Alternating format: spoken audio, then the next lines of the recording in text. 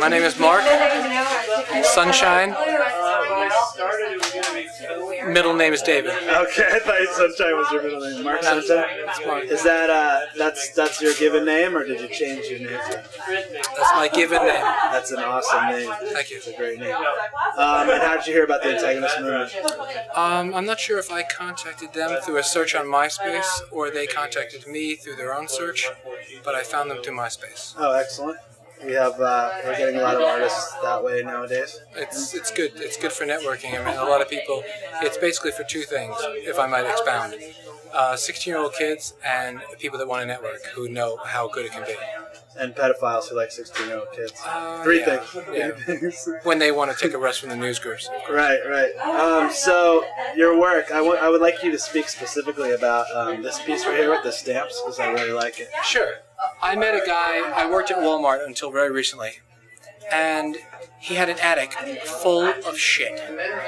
Full. His mother never threw out anything. He wanted to get rid of all of it. I took what I could. Diaries of hers, merchandise, pottery, anything I could get. And this is her collecting the competitor to SNR stamps in the 60s, which is King Corn, a lesser-known Midwest-based stamp. And I looked it up. Some people still sell them on eBay. I wasn't interested in that. And I started thinking what I could do with it, and I started stacking them, and it looked a little bit like the Empire State Building. So I put it down with some Mod Podge, and as you can see, it's water soluble, whatever their dye was. Gotcha. So I adhered it to the page. So, like, did you feel any remorse for destroying no, because the beauty of it is its orange color, the yellow orange, and its worthlessness. Where are you going to redeem these? I've redeemed them already by making something with them. That was my redemption for them. And because otherwise it would have been in the garbage. That's cool. So that's kind of an antagonist ethos. Really. She was a treasure trove of stuff. In fact, if I might I found a whole diary of hers on my. I said to the guy, I said, I was so captivated by it. I was like, do you mind if I put this on the web? And I went through the whole year finding music from 1962, headlines, taking her pictures, taking receipts, old school Macy's receipts. Everything corresponded to where she was, and it was like a dysfunctional. It was like Martha Ballard. And that's going to be my next website. And that's cool. Not only did she give us a great comforter for our bed inadvertently, but it's stuff like this. I fell in love with that stuff. Like it's like you were an automaton. You were like, I have to do something with this, and whatever happens, happens. And I started stacking them, and that was it. Were there any juicy bits in her diary, like lingering milkman visits? Or it was basically, that's why I say Martha Ballard. It was very brief, like trimmed roses, did this. Had a battle, like a lot of dysfunctional, the husband came home and said, I'm never going to eat in this house again, you fucking didn't kill that rat. The next day he comes in and goes, where's fucking dinner? The kid goes, I thought you were never going to eat here again. Like, you know, it was this ridiculous shit, and like where she went to Florida, she's always in pain. It was like, I don't know why I was so captivated by this insanity, but I saved the book, and it's going to be online with it about a month and a half. That's cool. Hello. Same thing? What language are you just speaking? Japanese. Oh, really? Oh, so you're Japanese. Yeah. Okay, can you say and spell your name for the camera? Miha, M-I-H-A. That's it? Yeah, well, my actual name is Fumiha, F-U-M-I-H-A, but nobody remembers as that, so, you know. How's, have you tried showing anywhere else here in New York? No, not in New York. I've been having a show in Charleston, South Carolina. That's where I used to live for 2 years. And I had many shows over a year. And have you tried showing anywhere here in New York yet? No, this is the first one. I'm still looking places to show. So if there are people out there who want to show you, you want to say something to them? I'm a great artist. You love my art. Go to my website, fmtishere.com, and let me know if you're interested. Spell that out? fmtishere.com. Here, as in H-E-R-E? Yeah, H-E-R-E. Excellent. It's like I exist. Right. Yeah. So. All right. Yeah. You can run away now. I can. Do I go that way? You go this way.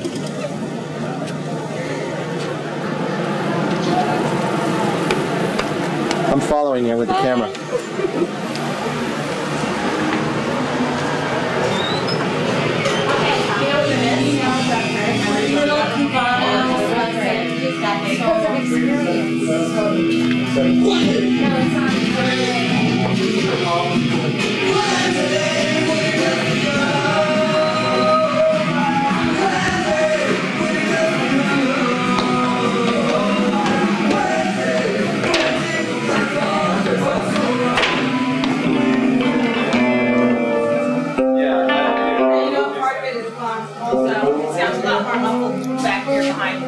You're next. Alrighty. Come on.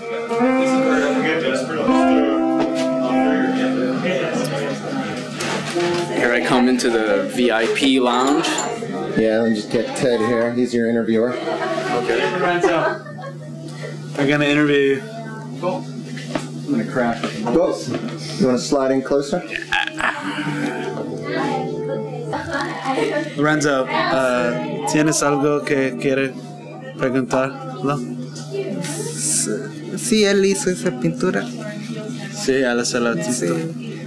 You make it paint. Yeah, I made those. You like them? Sí. Yeah. Why? Okay. Mi favorito es este. Which one do you like the best? Yeah, this.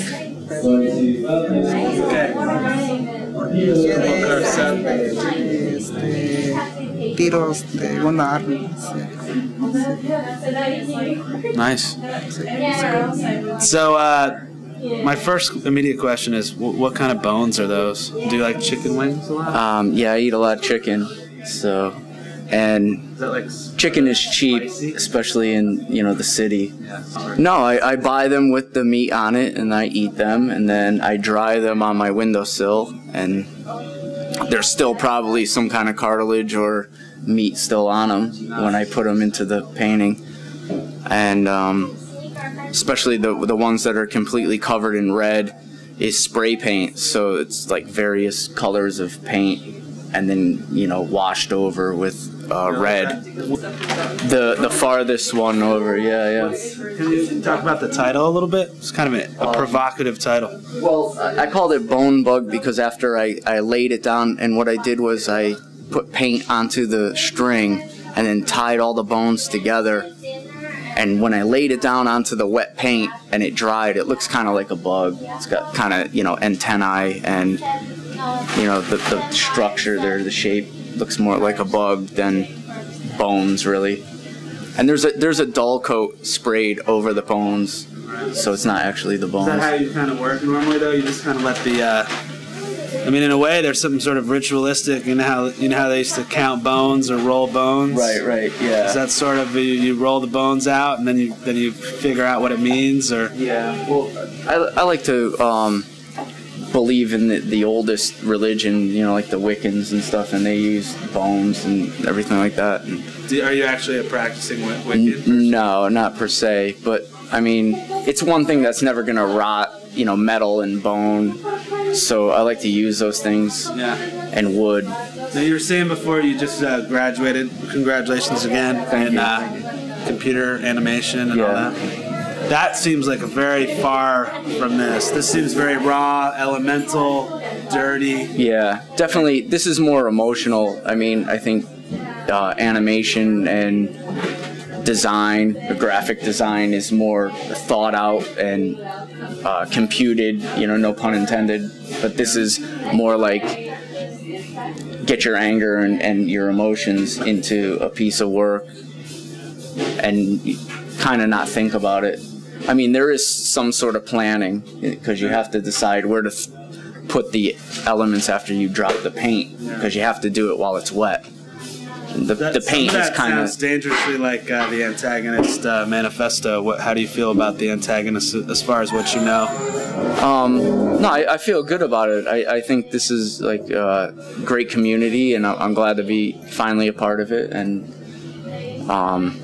I'm really happy to be here tonight and show my artwork. Yeah, definitely. Sí, yo quiero decirle de qué tipo de hueso está hecho esa pintura. Because it's all about the pussy, right? Yeah. See? No, it's the pollo. So what I walk in on, it's all about the pussy? Last thing, can you say and spell your name for the camera? My name is Mike Russo. That's R-U-S-S-O. Excellent.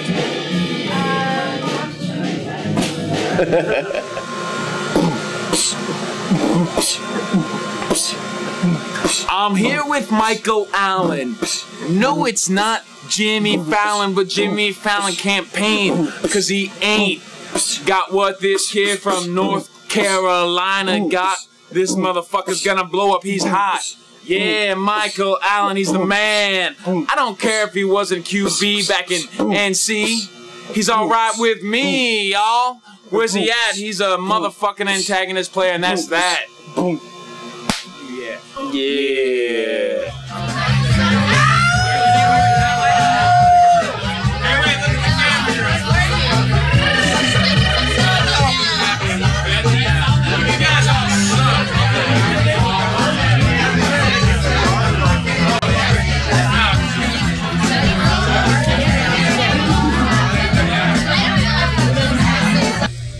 Don't blow the smoke in my face.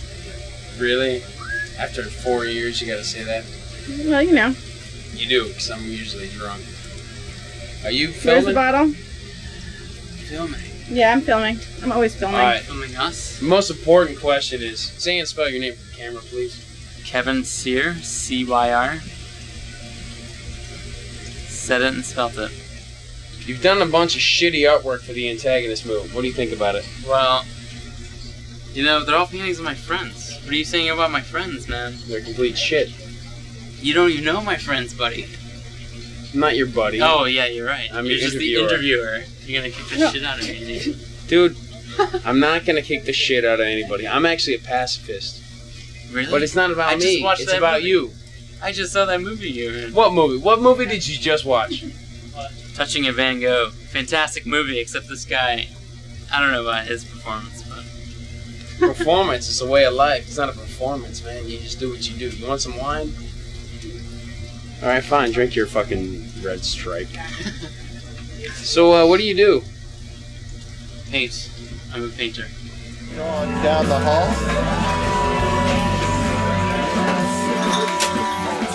Don't worry about that. Don't worry about that.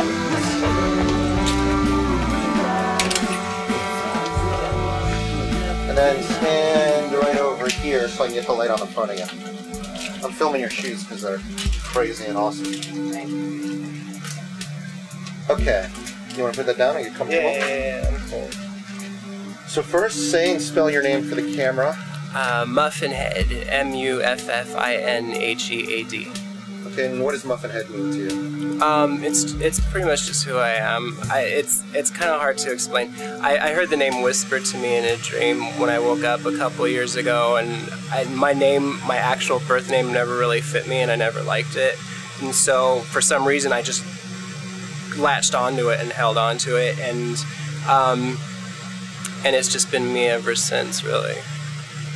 So you're new to New York, right? Yeah, I've been here for 4 months, doing like mostly performance stuff and go-go and parades and whatever, walking art. I print all that stuff digital and on vinyl, but I painted all those pieces. Those have already sold, so I reproduce them, you know, for shows and whatever. I'm always working on new paintings. They're just so time-consuming. It's hard to get them out just within even a month's time. A lot of them will take a month, 2-3 months. So. Are you like influenced a little bit by graffiti? Very much. Graffiti art, Gustav Klimt, all the underground pop art that's happening right now, Vasarely. Well, my work is always kind of a diary of whatever I'm going through at the moment. So it's mostly terribly personal, though I'm not sure if it seems that way. It's just explaining little portions of my life, like the little cat girl that's tied up. It's kind of floating in a black and white spiral. I was just going through some like kind of punishing love dilemma situations. So it, you know, a lot of it's about that. It's just a way for me to explain certain aspects of my life that I could never explain without just a visual medium. How do you feel about showing your art in the basement of a bar? I like it. I would show my work in a cemetery. I would show it, you know, in a toilet. I mean, I would show it anywhere, just as long as people could see it. That's what it's for. Hopefully somebody will understand it and like it. But you're not saying we're a toilet, are you? No, not at all. No. But I'm just saying I think it's interesting and it adds something to. It's an atmosphere about it, and it is underground work, and I don't mind having it shown literally underground, I guess. Can you say and spell your name for camera? Nathan Hoffman. N-A-T-H-A-N. H-O-F-F-M-A-N. Okay. Can you tell me about what you're showing tonight? They're drawings of Edelweiss. There are charcoal sketches that were the earliest of the series. Edelweiss, they're little flowers that grow in the Alpine, Swiss Alps, and the Alps. They grow in high climates in Europe. And they're real teeny, and they don't look like much, but when you look at them up close, they just kind of explode. They look like these little monsters. And the charcoal sketches were coming out just awesome. I was having so much fun with them. And just added color and added some more media. And some of them came out as flowers, some of them came out as stories, and some of them kind of came out all of their own little prototypes. But they're fun. I mean, hopefully they're pretty humble and not trying to be anything more than just drawings. And I noticed they're watercolor? Mostly watercolor, mixed media with gouache, ink, charcoal, pencil, but mostly watercolor is kind of what pulls it mostly together. Yeah, and you said there were stories, and I noticed there was text underneath. Can you talk about that a little bit? It's just thinking and feeling at the same time. You know? Some of the writing is illegible, and I'm glad about that, because I think it might not have been stuff I really want to remember thinking. But some of it is very legible. Some of it, my brain probably got too involved. What do you plan to do with your art in the future? Keep going. Just keep going. I don't know. It's a tough question. Where do you need to do it for you? Well, is that selfish? If an artist does it for themselves, is it too selfish? Should you think about the fact that other people are looking at it? First of all, I'd like to thank Niagara and the Antagonist movement, because what they're doing is awesome. I was thinking about, 4 or 5 artists every week, 52 weeks. That's 200, 250 artists get to have a little show, meet a bunch of people, and I mean, that's awesome. And if 10 places, if 20 places around the city did that, what does that come? 5,000 artists could show their work in a year. That's not too much to think that 20 places could do that. And I mean, I've been out of the loop for a little while. This is the first time I've shown anything in a few years.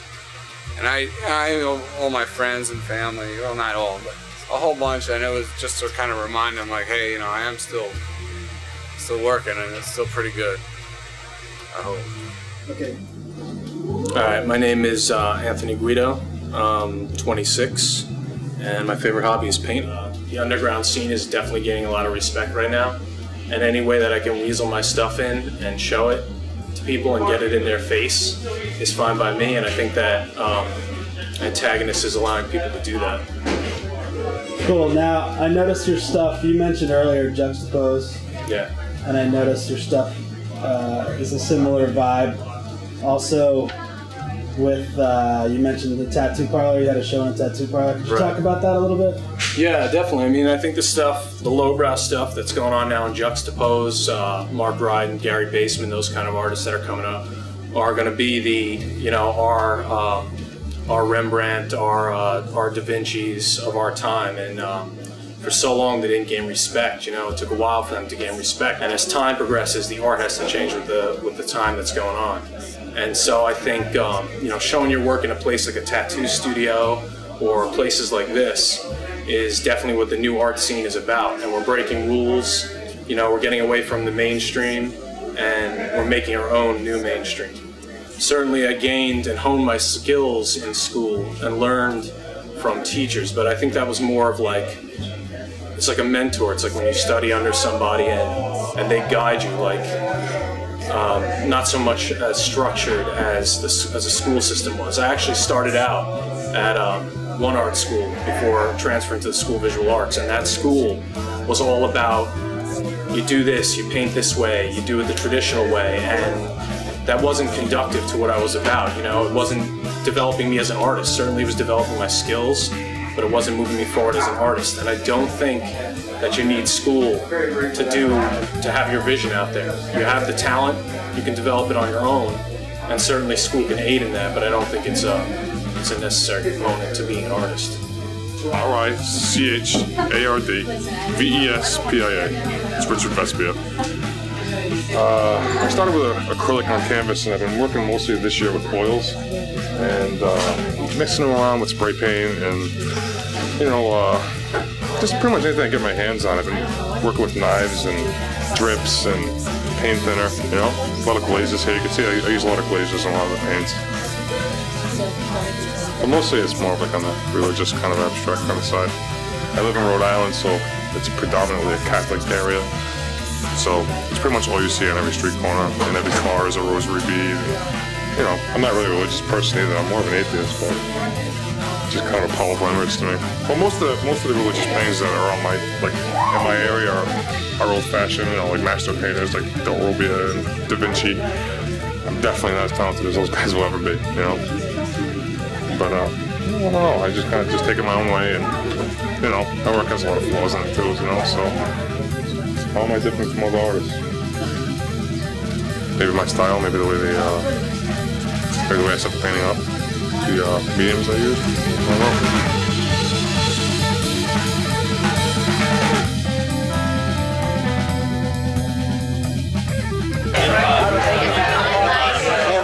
Who are you antagonizing? Who are you antagonizing? The antagonist movement. I guess I'm antagonizing you at the moment.